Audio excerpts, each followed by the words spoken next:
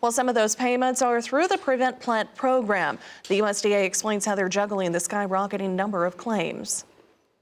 USDA predicts prevented plant acres could exceed 10 million. Undersecretary Bill Northey says that number usually falls between 2 and 10 million. Up until the last few weeks, we have been worse than anything we've seen in the last 10 years. So it would not be out of line to suggest it could easily exceed that high range.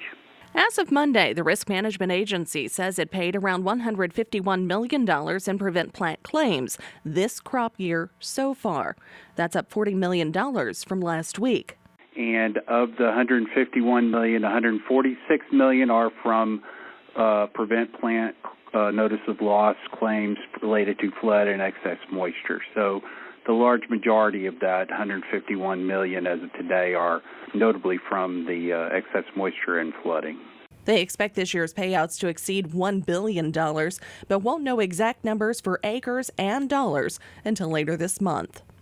By the time we get to mid-July, they will be past their late planting period and will have either made a decision at that point or have been able to get planted, hopefully.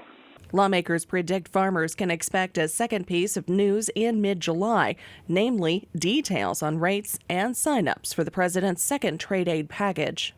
I imagine in a couple weeks we'll have those details, but they aren't doing it now because they don't want anything that's connected with that program to be having farmers make determination. USDA says farmers who have participated in the Prevent Plant program won't be eligible for market facilitation payments under the new trade aid program unless they plant cover crops. However, the agency will hold special sign-up periods in 8 states for the Environmental Quality Incentives Cost Share program to farmers interested in planting cover crops. Those states include Kansas, Michigan, Minnesota, Missouri, Nebraska, Ohio, Oklahoma, and South Dakota.